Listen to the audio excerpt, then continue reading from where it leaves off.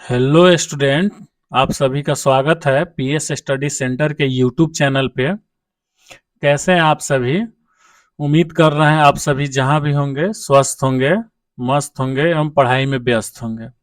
जैसा कि आप सभी को पता है, हम लोग पिछले सेशन में जो है जीवों में पोषण के बारे में अध्ययन किए थे, जिसमें आप सभी को हमने बताया था जीवों में पोषण कैसे होता है, साथ ही साथ पोषण के प्रकार के बारे में ही बताया था, जिसमें आप लोग जाने हुए थे स्व पोषण के बारे में, साथ ही पर पोषण के बारे में।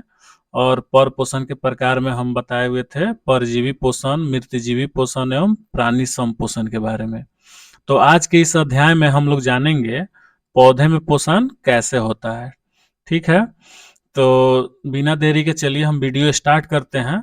और हम लोग जो है इस सेशन में हम लोग पढ़ेंगे पौधे में पोषण, साथ ही साथ जो है पौधे में पोषण के प्रकार।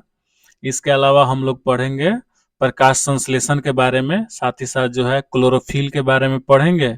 और इसके अलावा जो है प्रकाश संश्लेषण के लिए क्या क्या चीज़ जो है आवश्यक है, इसके बारे में भी हम लोग अध्ययन करेंगे।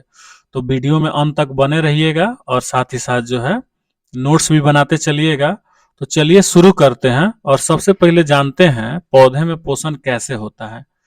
तो इसमें बताया जा रहा है पोषण के आधार पर उन पौधे को हम लोग स्वपोषी कहते हैं, जो अपना भोजन स्वयं बनाते हैं। इन पौधे में प्रकाश संश्लेषण की क्षमता होती है, और वे पौधे जो प्रकाश संश्लेषण नहीं कर पाते हैं उनको हम लोग कितना भाग में बांटे हुए हैं? दो भाग में बांटे हुए हैं, जिसमें सबसे पहला भाग आता है मृतजीवी। तो मृतजीवी में बताया जा रहा है वे पौधे जो अपना पोषण सड़े गले कार्बनिक पदार्थों से ग्रहण करते हैं, उन पौधे में मृतजीवी पोषण पाए जाते हैं। जैसे एग्जाम्पल हमारा हो गया गोबर छत्ता। अब इसके आगे जो है अगला हम लोग का प्रकार है परजीवी। तो परजीवी पौधे किसे कहेंगे? वे पौधे जो अपने पोषण के लिए दूसरे पौधे पर क्या रहे, आश्रित रहते हैं, उन पौधे में परजीवी पोषण पाए जाते हैं। जैसे अमरबेल। तो अमरबेल जो है दूसरे पौधे के जो है ऊपर पाए जाते हैं और उनसे अपना भोजन प्राप्त करते हैं। तो अमरबेल को हम लोग परजीवी कह सकते हैं, परजीवी पौधा कह सकते हैं। अब जो है वीडियो के अगले सेशन में हम लोग जो है प्रकाश संश्लेषण के बारे में जानेंगे। प्रकाश संश्लेषण किसे कहते हैं? तो इसमें बताया जा रहा है प्रकाश संश्लेषण वह प्रक्रिया है जिसके द्वारा हरे पौधे क्लोरोफिल की उपस्थिति में सूर्य के प्रकाश की ऊर्जा का उपयोग करके कार्बन डाइऑक्साइड और जल से अपना भोजन, कार्बोहाइड्रेट और ग्लूकोज का निर्माण करते हैं तथा ऑक्सीजन गैस मुक्त करते हैं, प्रकाश संश्लेषण कहलाती है। अब देखिए इसका नीचे रिएक्शन दिया हुआ है, जिसमें आपको आपको दिखाई दे रहा होगा CO2 और जो है H2O दोनों जो है अभिक्रिया करके सूर्य के प्रकाश की उपस्थिति में और क्लोरोफिल की सहायता से हमारे यहाँ पे ग्लूकोज का निर्माण हो रहा है, और साथ ही साथ जो है ऑक्सीजन गैस मुक्त हो रहा है एवं जल जल भी जो है मुक्त हो रहा है। तो आप सभी जान गए प्रकाश संश्लेषण के उत्पाद के रूप में जो है ग्लूकोज का निर्माण होता है, साथ ही साथ जो है ऑक्सीजन का निर्माण होता है और जो है जल का निर्माण होता है। अब आगे जो है हम लोग जानेंगे प्रकाश संश्लेषण का स्थान कहाँ है। तो यहाँ पे जो है दिया हुआ है प्रकाश संश्लेषण की प्रक्रिया जो है क्लोरोप्लास्ट में होती है।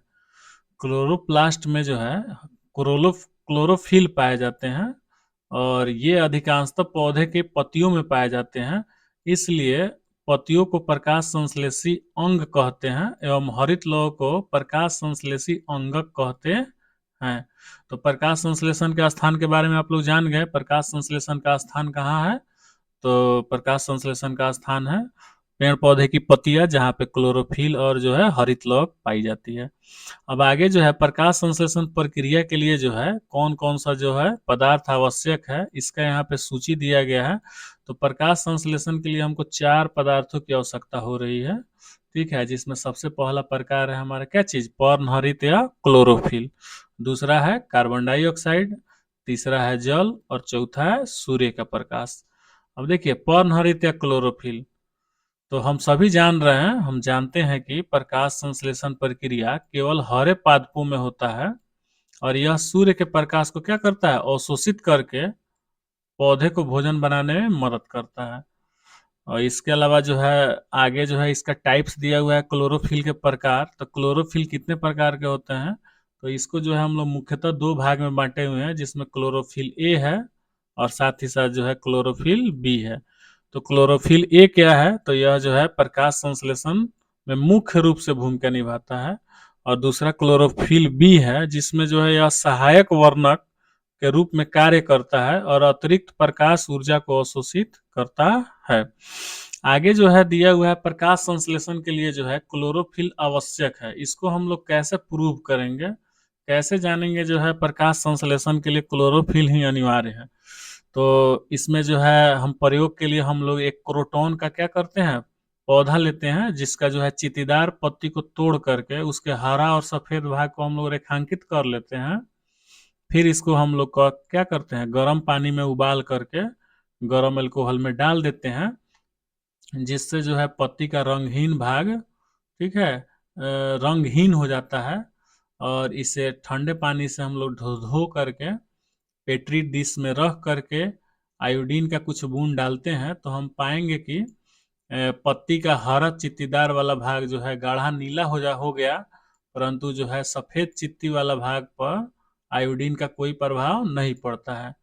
तो चूंकि जो है आयोडीन मंड या स्टार्च को नीला कर देता है, इस कारण पत्ती के जिस भाग में प्रकाश संश्लेषण की क्रिया हुई है वहां पे स्टार्च का निर्माण हुआ है और वहां पे आयोडीन का कोई प्रभाव नहीं हुआ है। और इससे जो है साबित होता है कि बिना क्लोरोफिल के प्रकाश संश्लेषण की क्रिया नहीं की जा सकती है। अब आगे जो है दिया हुआ है कार्बन डाइऑक्साइड के बारे में। तो कार्बन डाइऑक्साइड के बारे में जान रहे हैं, प्रकाश संश्लेषण में पौधे कार्बन डाइऑक्साइड ग्रहण करते हैं और ऑक्सीजन गैस छोड़ते हैं। पौधे में इस आवश्यक CO2 जो है वातावरण से प्राप्त करते हैं। फिर जो है आगे जल के बारे में जानेंगे। जल के बारे में, तो पौधे अपने भोजन का अधिकतर भाग जो है जल से प्राप्त करते हैं और जल के कारण ही उनमें वृद्धि होता है। प्रकाश संश्लेषण के लिए यह एक अनिवार्य घटक के रूप में कार्य करता है। पेड़ पौधे की जड़ें जो है मिट्टी से जल ग्रहण करती है, जो जाइलम उत्तक द्वारा जो है विभिन्न पौधे के भागों में एवं पत्तियों में पहुंचाता है, जहां प्रकाश संश्लेषण की प्रक्रिया में इसका उपयोग किया जाता है। अब आगे जो है सूर्य के प्रकाश। तो सूर्य के प्रकाश जो है हरित पौधे में पाए जाने वाले हरित लवक में मौजूद जो क्लोरोफिल होते हैं, वे सूर्य के प्रकाश में ही मौजूद जो है सौर ऊर्जा को ग्रहण कर उसे रासायनिक ऊर्जा में बदलकर संश्लेषित ग्लूकोज के अणुओं में इसका समावेशन करते हैं। तो इसलिए जो है सूर्य के प्रकाश भी आवश्यक होता है। अब आगे जो है प्रकाश संश्लेषण की क्रिया विधि है। तो प्रकाश संश्लेषण की क्रिया विधि जो है दो चरणों में संपन्न होगी, जिसमें सबसे पहला है प्रकाश अभिक्रिया। तो यह जो है कह रहा है यह प्रकाश संश्लेषण का प्रथम चरण है, इसमें जल का प्रकाशिक अपघटन होता है। और आगे दिया हुआ अप्रकाशिक अभिक्रिया, यह जो है प्रकाश संश्लेषण का दूसरा चरण होता है। इसमें प्रकाश संश्लेषण अभिक्रिया का उत्पादन जो है CO2 के अपचयन के काम आता है, जिसके फलस्वरूप हमको क्या प्राप्त होती है, ऊर्जा प्राप्त होती है। तो आज के जो है इस सेशन में इतना ही रहने देते हैं। फिर जो है अगले सेशन में हम लोग जो है जीवों में पोषण किस तरह होता है, पाचन कैसे होता है, इसके बारे में जानेंगे। तब तक जो है आप जो है इस वीडियो को